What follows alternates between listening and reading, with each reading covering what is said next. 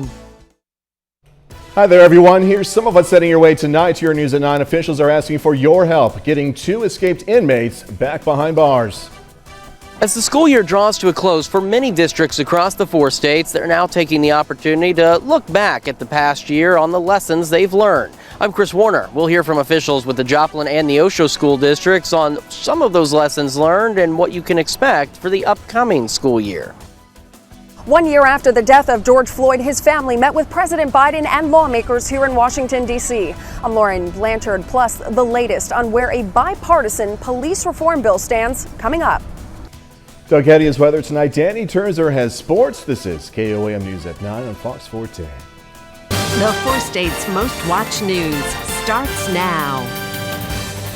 Thank you for joining us tonight. I'm Jordan Aubie. The search continues for 2 inmates who escaped from Cherokee County, Kansas last night. The Cherokee County Sheriff says the escapees are Michael Martzloff and Mark Hopkins II. Martzloff was in jail for drug crimes. Hopkins was held for a double homicide. Authorities say the pair escaped through the jail's sewage system. In addition to the Sheriff's Office and local police departments, we've been working in partnership with the Kansas Highway Patrol, Kansas Bureau of Investigation, Federal Bureau of Investigation, the U.S. Marshal Service. So it's all hands on deck, and everyone is focused on getting these 2 suspects located and reapprehended as quickly and safely as possible. Officials say Martzloff and Hopkins are both considered armed and dangerous. If you see them, you're being asked to contact police, but do not approach these suspects. Joplin man pleads guilty to child molestation. Authorities say James Myers sexually assaulted several children as far back as 2007. Myers pled guilty to 5 counts of Class A felony first-degree child molestation and 1 count of Class B felony first-degree child molestation. He's going to serve 25 years in prison without parole. Fairland, Oklahoma woman is dead after a crash in Ottawa County. Authorities with the Oklahoma State Highway Patrol say it happened just before 6 yesterday evening on State Highway 125. They say a vehicle driven by 42-year-old Karen Roach crossed the center line, colliding with 39-year-old Alicia Smalley. Roach died at the hospital. Her 2 juvenile passengers and Smalley, along with her 2 juvenile passengers, were injured, but at last report they were in fair condition. School is out, or almost out, for most districts in our area. KOAM's Chris Warner spoke with 2 district officials as they review the past year and look toward the school year ahead.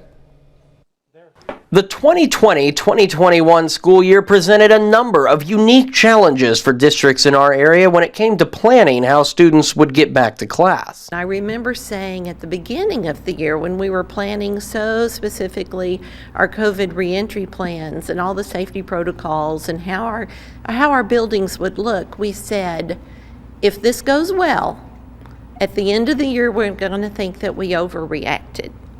And if it goes poorly, then we're going to think that we underreacted. Beyond deep cleaning practices and sanitizing between classes, substitutes were another consideration. Any extra substitutes that we had were really offset by the fact that our teachers were not traveling to professional development opportunities and out of the classrooms for meetings and other things that we normally would in a school year. In Neosho, Superintendent Dr. Jim Cummins says they planned ahead in their budget. We budgeted 13% increase in our subs for the year because we kind of knew that there would be not only the COVID quarantines, but the expectation if you had a sniffle or whatever, stay home.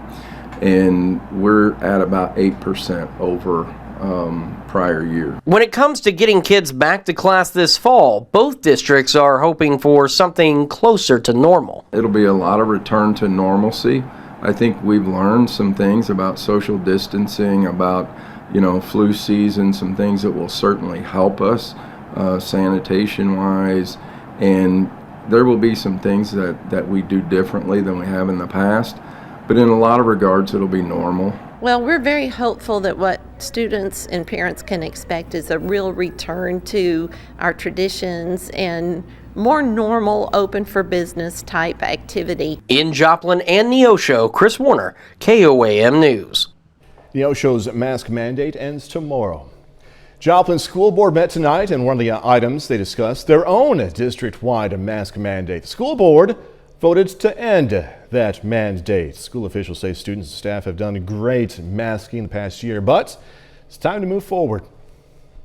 Excited about it. I think there's fatigue in our community and I first of all want to say how proud I am of our students, our faculty and staff. They have all done remarkably well with the masking this year and far exceeded my expectations for that. The mask mandate is being lifted effective immediately. Pittsburgh School District USD 250 is lifting its mask requirements for students, staff, visitors. The Board of Ed says the decision was made at the recommendation of the Crawford County Health Department. The mandate is lifted immediately, meaning summer school and summer activities will no longer require those masks. Meteorologist Doug Heddy joining us now with the first look at the forecast. Many of us got to enjoy a gorgeous sunset tonight. Yeah, not a bad evening across the region after a few scattered showers and thunderstorms that we picked up earlier today, but in general it turned out to be a decent day. 67, 76 was our numbers for us today. Any scattered thunderstorms that we did have out there are pretty much dissipated, and this is going to be the case as we go through the overnight hours for us tonight. I really think most of us are going to end up staying dry through the overnight hours. We are going to see some thunderstorms out to the west that a couple may try to skirt in late tonight into tomorrow morning, but really over the next 36 hours, not a lot going on. Then it really ramps up. We'll talk about that here in a bit. All right. Okay, you'll see a little bit. Thanks so much. Federal officials are issuing a new warning to travelers ahead of the summer season. This coming as Moderna takes another step towards getting its vaccine authorized for younger teens. Fox News correspondent Jonathan Seary has more. Another vaccine option could be on the way for kids as young as 12. Moderna announcing today its COVID-19 vaccine is 100% effective in children ages 12 through 17 after 2 doses, and about 93% effective after only 1 shot. The drug maker says it plans to submit the data to the FDA in June in hopes of expanding its emergency use authorization to more age groups. Kids may want to get the vaccine to prevent the inflammatory reaction. About 10,000 kids got it last year. That's something that can be prevented with the vaccine. Both Pfizer and Moderna are also testing their vaccines in children as young as 6 months. Health experts say that process could take longer because those age groups may need varying doses. While we don't expect that all children will be able to be vaccinated until probably the end of this year or the beginning of 2022, this certainly does add a significant part of our adolescent population to having another option for vaccination against COVID-19. Meanwhile, the Department of Homeland Security issued a warning to travelers ahead of Memorial Day weekend. Officials are reminding people of a federal mandate requiring masks on trains, buses, and other forms of public transportation. They're also encouraging people to get vaccinated before traveling this summer. That is the best ticket to all of our public health and the reemergence of travel in the fullest way possible. AAA expects a 60% increase in people traveling this Memorial Day weekend compared to last year. In Atlanta, Jonathan Seary, Fox News. Today marks 1 year since George Floyd's death. His murder, which was caught on camera, sent shockwaves around the world, leading to months of protests and unrest. In Washington, his family met with President Biden at the White House, lawmakers on Capitol Hill, who are still trying to come up with a deal on police reform. Fox News correspondent Lauren Blanchard has more from Washington. By the 1-year mark of George Floyd's death, President Biden wanted a police reform bill on his desk. Congress has missed that deadline, but they say they've made progress. For the family of George Floyd, an emotional day marking 1 year since his death when former officer Derek Chauvin knelt on Floyd's neck. Today is the day that he set the world in a rage, and people realize what's going on in America, and we all said enough is enough. The Floyd family met with lawmakers who are still negotiating a police reform bill. We know that our shared values of accountability and transparency and consequence when you break laws have to be the core pillars of this law, or it's not worth us doing something. However, they are stuck on the issue of qualified immunity for officers. Progressives want to remove it. Republicans say it's necessary to protect men and women in blue. I think it has brought to the fore for all of America that there are reforms that are needed, and they should actually happen. The president set May 25th as his deadline to get a reform bill done. Lawmakers say they are getting closer to a deal. On Tuesday, Floyd's family met privately with President Biden at the White House. It was a very productive conversation, and I'm grateful for it. I thank everybody for the love. Plus, a moment of terror in Minneapolis. Shots ringing out nearby George Floyd Square Tuesday morning, just before a celebration of life event in Floyd's honor. The Floyd family says they are setting aside $500,000 of their settlement from Minneapolis to help black businesses and community organizations, all in George Floyd's name. In Washington, Lauren Blanchard, Fox News. KOAM News at 9 on Fox 14 takes this time now to honor another one of our four-state heroes. Ryan Bever served in the U.S. Marines, and we are proud to thank Ryan Bever, a native of Chanute, Kansas. He's tonight's four-state hero. Doug Head is up next with a complete look at the forecast, and later in sports, going to hear from the St. Mary's Colgan baseball and softball teams as they get set for the state tournaments.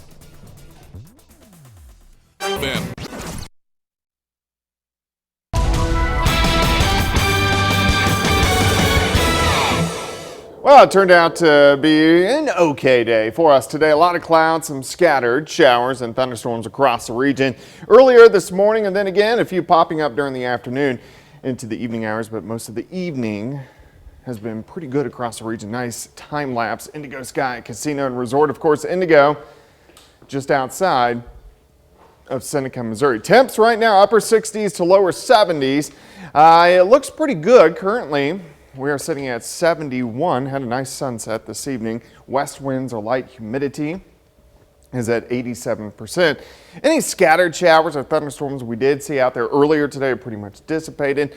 So it looks good now. I think most of the night is going to be okay. Now, we are going to get a few scattered thunderstorms trying to work in late tonight into tomorrow morning, mainly due to some scattered thunderstorms that are building out to the west. But besides that, I think we look okay tonight and really through most of the daytime hours for us tomorrow. As of right now, we look fine. A few showers off to our east, some scattered thunderstorms, central Kansas. So a random storm or two may try to push in late tonight, but it doesn't look like it's going to be a big deal. I think most of the night's going to be okay. Most of the day tomorrow is going to be pretty good. We are going to get a few isolated little thunderstorms trying to get going in the afternoon. Most of us dry though. Also heating up, warmer than today. 77 by noon, high temp right around 83. Tomorrow night also looks okay. We'll have thunderstorms. They get going across Nebraska. A few of these are going to drive in by Thursday morning. These are mainly going to be in our northern counties, but the ones that do work in, some of those could be strong to severe. The main threat there is going to be gusty winds and also some large hail. Those storms pull east, so now we're into early afternoon on Thursday. This is when things really get going. We start to warm up, atmosphere becomes very unstable, and thunderstorms are going to explode in southeastern Kansas. On the Kansas side, we'll have the higher potential to get tornadic activity as we go into late Thursday afternoon. Here's 4 p.m. We go through the afternoon into the evening. Severe storms work through. Here's 6, 7 p.m.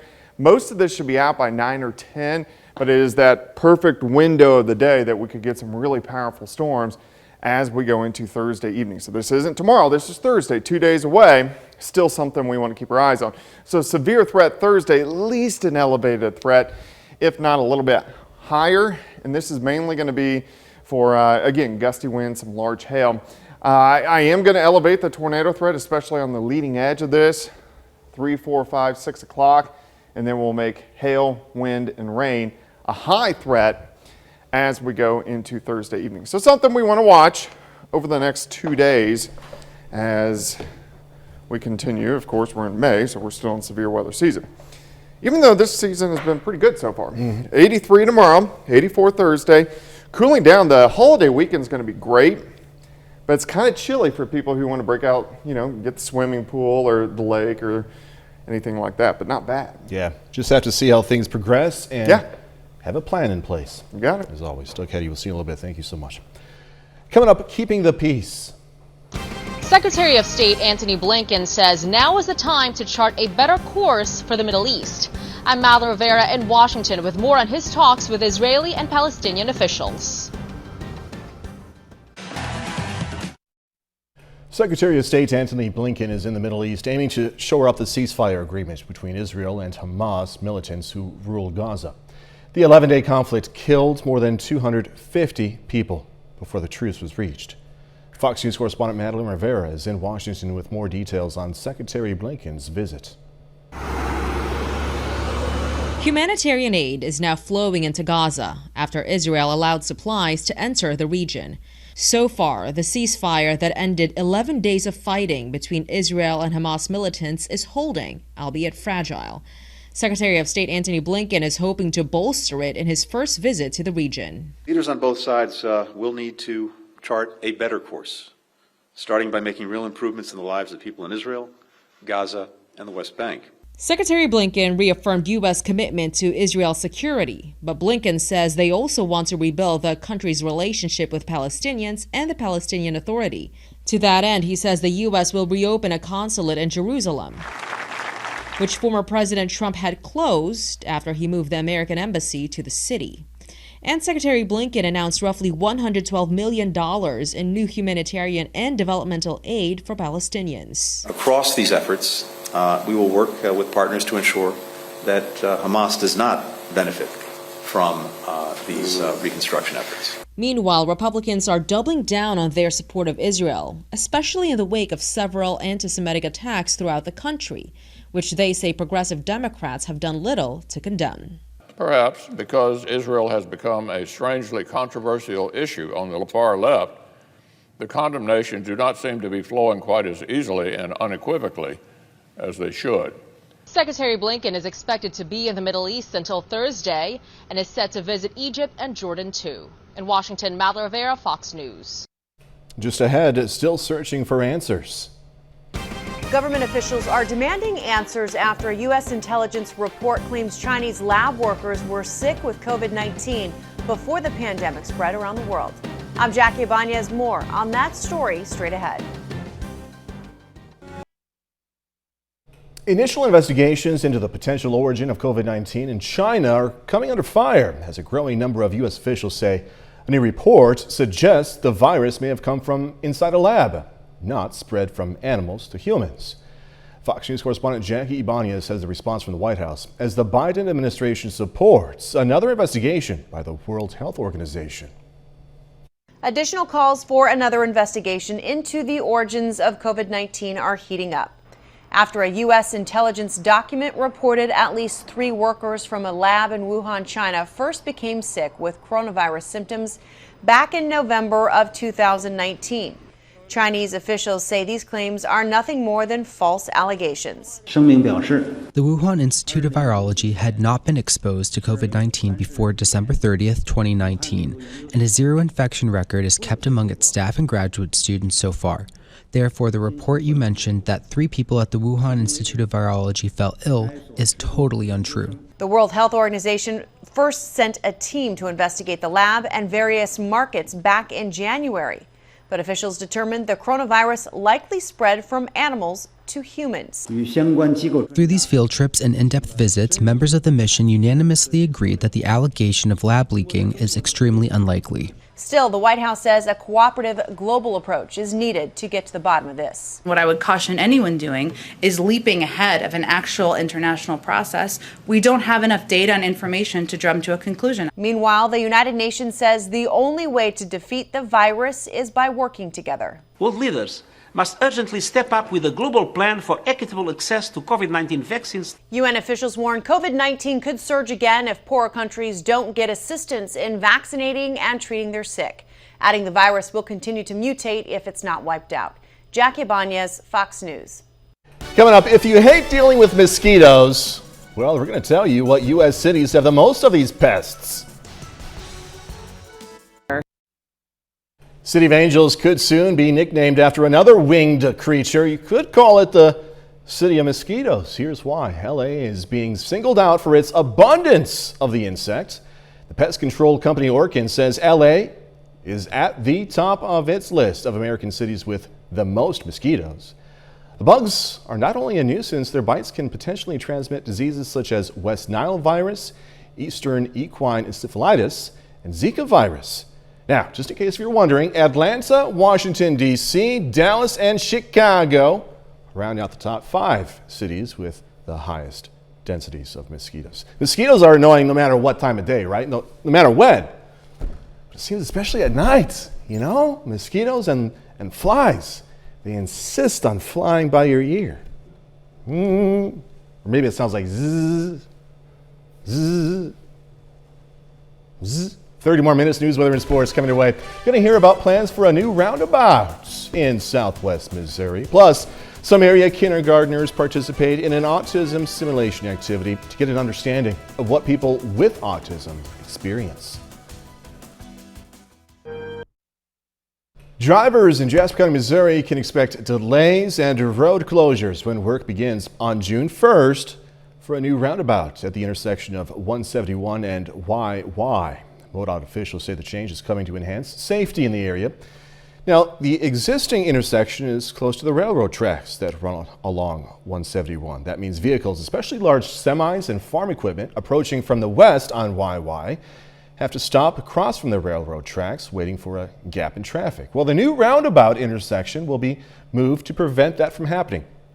You will be able to use the existing roads during most of construction, but there will still be times roads must be shut down. Drivers will be directed to use detours, of course. The project costs nearly $10 million, and officials expect it to be completed by December 15th. Simulation at St. Mary's Elementary in Joplin. Kindergartners learned what it's like to have autism. Pebbles were put in their shoes, and the kids then had to put their shoes on. Then socks were put on their hands, and they had to write the alphabet while lights flickered. A lot of kids may know what autism is, but may not really have a firm understanding. And so just being able to start developing that understanding early, and just the level of acceptance, and to know that everyone should be included is an important skill for anyone to have. Today's simulation was presented by Easter Seals. Newton County Special Olympics today hosted a torch run featuring several members of local law enforcement agencies. The torch represents courage and celebrates the 140 Special Olympics athletes in Newton County. We're proud of you guys. This was the first time the county did a law enforcement torch run in more than a decade. As many businesses struggle to find workers, Joplin Workshops, Inc. is hiring people with disabilities to fill their positions. One worker we talked to says he's glad to be back to work, making a difference. It feels real good being able to put my part in, help out the community. You know, we bale cardboard, we make parts, or we put together parts for Lazy Boy. You know, people can still have their paper towels and paper plates and toilet paper, paper products. Those are all important. Joplin Workshops is a nonprofit located at 520 Michigan Avenue. Downstream Casino is the spot for this year's Joplin Area Chamber of Commerce Business Expo. Today was a chance for businesses to connect with each other. The expo opens to everyone tomorrow. Admission is $5. Children under 5 are free. Really, it's an opportunity for the public to come tomorrow, Wednesday, from 10 to 2. This is open to the public. It's an opportunity for anybody to come to Downstream Casino. And we have over 100 businesses here. They have an opportunity to check it out, meet people. There's a lot of employers here that are hiring. So it's a really good opportunity for the community to come out and get a taste of what's new in Joplin. Just in case if you're wondering, Toby Teeter does not have a new look. That's a theme they're following this year. This is the 29th year for the Joplin Area Chamber of Commerce Business Expo.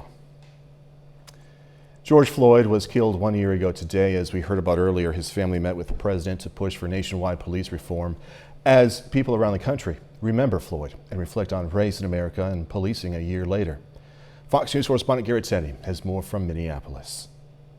Tuesday marks 1 year since George Floyd was killed, and to mark the solemn occasion, Minnesota Governor Tim Walz asked people around his state to observe a 9-minute and 29-second moment of silence, the amount of time former Minneapolis police officer Derek Chauvin knelt on Floyd's neck. It's time for for a change. It was a similar scene in New York where the mayor, Reverend Al Sharpton, and community leaders marked the day by kneeling for the same length of time to remember Floyd and continue calls for police reform. It is a movement around police accountability and good citizens not to be in any way given to this kind of police excessive force. The intersection where Floyd was killed, now known as George Floyd Square, erupted in gunfire Tuesday ahead of a planned festival marking his death. Minneapolis is just one of many cities seeing a rise in gun violence, a problem likely getting worse as police budgets are slashed and more officers leave the force. Police officers are vilified and certainly morale's down. These departments can't hire. Floyd's death sparked a global movement for racial justice and police reform, but activists say not enough has changed in the last 12 months. When people say that the needle hasn't moved that much, it deeply troubles me, and I do worry about how do you eliminate systemic racism. Last month, Derek Chauvin was convicted of murder, and he'll be sentenced on June 25th. The trial for the other 3 officers involved has been moved to next year. In Minneapolis, I'm Garrett Tenney, Fox News. A bit later, repercussions and Belarus. The European Union levelling sanctions against Belarus after a forced plane diversion leads to the arrest of an opposition journalist. I'm Benjamin Hall in London with all the details coming up.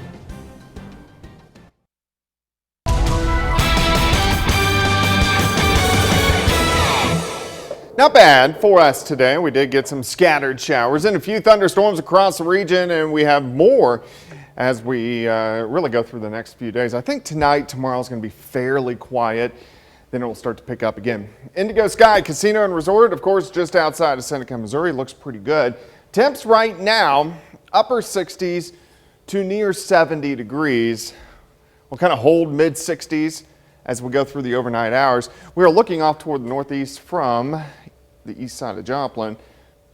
Sitting at 71, humidity is at about 87%. And we had some scattered showers, a few little thunderstorms earlier today. These are pretty much gone, so there's not much going on here.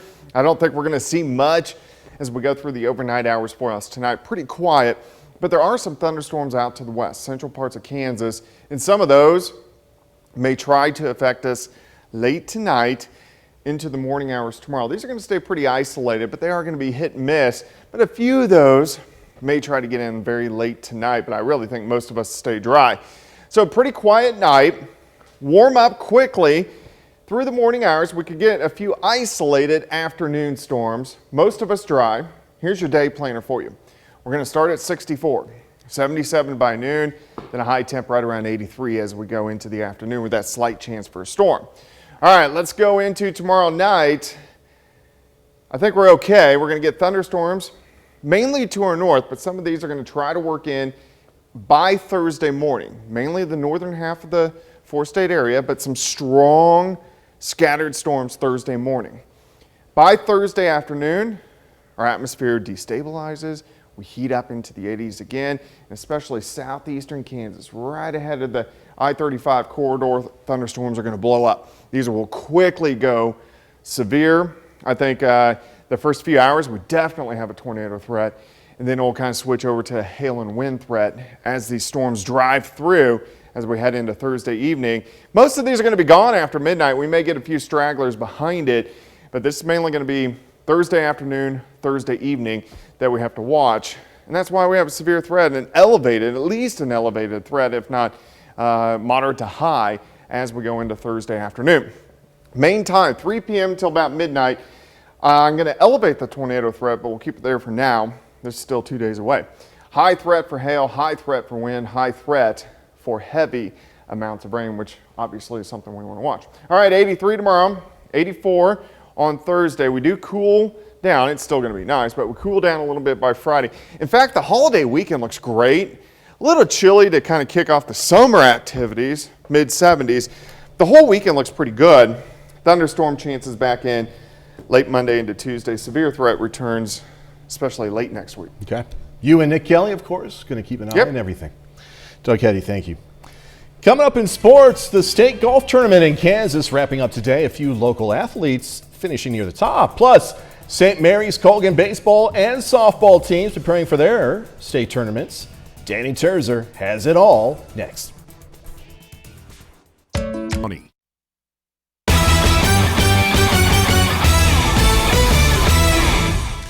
The Seneca Indians are still alive for a baseball state championship. The Indians are in action tonight in the sectional round of the Class 4 bracket after claiming a district title over the weekend. Seneca on the road against Hollister this evening, with the winner moving on to the quarterfinals. The Indians fall 4-2. They end the season with a 16-12 overall record. The Colgan Panthers are headed to the 2A state baseball tournament this week. The Panthers won a regional championship last Friday to punch their ticket to Great Bend. Colgan is the number 5 seed in the 2A bracket and will face 4th-seeded Valley Falls in the first round on Thursday evening. The Panthers are in search for their 17th state title under head coach Mike Watt. Right now, they're playing some of their best baseball, and expectations are high. You can't really worry about anybody else but yourself. And like I said, our schedule's prepared us. We've worked hard in practice. They've earned their way there. I fully expect us to go up and play well. Through our regional, we probably played as well as we have all year, and hopefully that will carry on to the state level. Feeling good. I think we have a real chance to win it, and I'm believing our guys, so we can definitely get it done. The Colgan softball team is also headed to state this week. The Panthers have earned the number 7 seed in the bracket and will be on the field against Spearville in round 1 on Thursday. Colgan is aiming for back-to-back state titles. They won it all in 2019, and then COVID took away their chance to repeat. This year, they're a young team, but no less confident in their chances to bring home another. I think with our pitcher on the mound, we have total confidence. We know that we can hit the ball. Our lineup, up and down the lineup, has really come along this year. And so our confidence is pretty high. We're pretty excited to get out there and see what we can do. Being in the CNC, we have game pressure all the time. There's really never any game that you think is a wash. And because of that, I think we're set up well for our state. Girls soccer tonight, the Webb City Cardinals on the road against Willard in the sectional round of the Class 3 state bracket. Webb City gets the 4-2 win. The Cardinals move on to meet Union in the quarterfinals on Saturday. Today is the second and final day of high school state golf tournaments in Kansas. Here are a few notable local performances.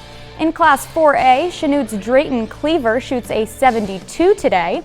He finishes the state tournament in 3rd place at 4 over. In 2A, Easton Reynolds for Yates Center also places 3rd. A 73 today puts him at 8 over for the tournament. As a team, Frontenac secures 4th place in 3A. Today, they shoot their lowest team score of the season at 331. And Cole Niederklein helping that team score out in a big way. He hits a hole-in-one on the 13th today. That's a look at sports. We'll be back after this.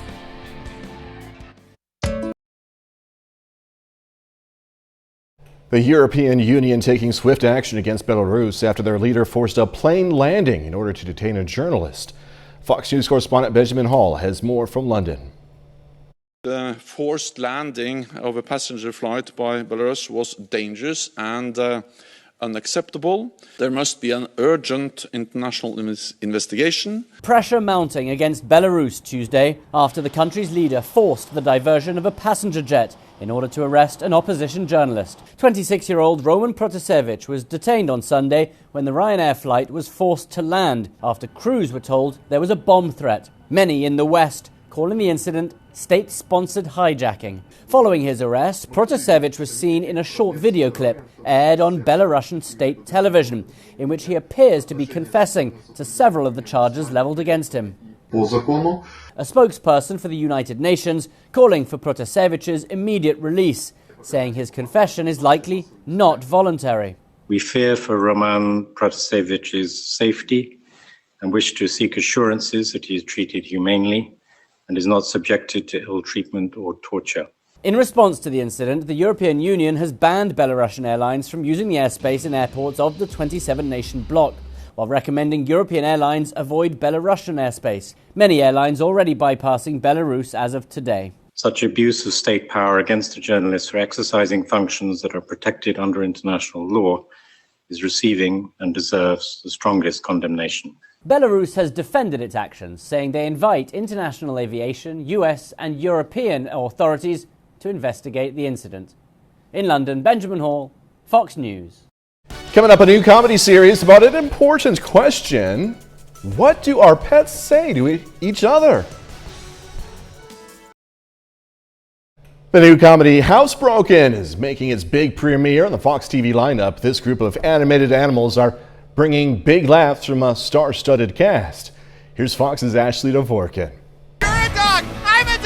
Meet the funny furry friends of Fox's Housebroken, a group of neighborhood pets and strays in a therapy group led by a poodle named Honey, voiced by Lisa Kudrow. I grew up with 6 cats, always had a cat and dog and a chicken at one point. But right now I just have one small, perfect dog. Clea Duvall voices know-it-all corgi Elsa and co-created the series, inspired by a complicated relationship with her cat Twig. I'm just always failing her in some way. And I thought, God, all I want to do is go to therapy with you and you tell me what you need and I will do it. Kudrow was excited about the concept and this hilarious cast. I saw Will Forte, Tony Hale, I know them. Sam Richardson, I love him. And Sharon Horgan, I'm looking at the list of names and said, well, I'm in. The voice booth offered a fun new experience. Only ever done series that I'd seen them. I knew what the tone was and I knew who everybody else was, all the other characters. And so, yeah, this was completely different for me. Really challenging in a good way. And as for getting into the minds of these animated animals, online videos actually helped. How much time can you spend watching these videos and might they help at all for some preparation? I mean, listen, we definitely had some inspiration from some real life animal videos in the show. In the writer's room, we did a lot of animal video watching. I'm passionate about working on myself and peanut butter. Housebroken premieres May 31st on Fox. In Hollywood, Ashley Dvorkin, Fox News. How many times have you said that to your pet? Let's just go to therapy. We'll hash things out. That's our time for tonight. Thanks so much for joining us. Going to leave you with video of a Russian tulip festival. Be safe. Do this all again tomorrow. See you then.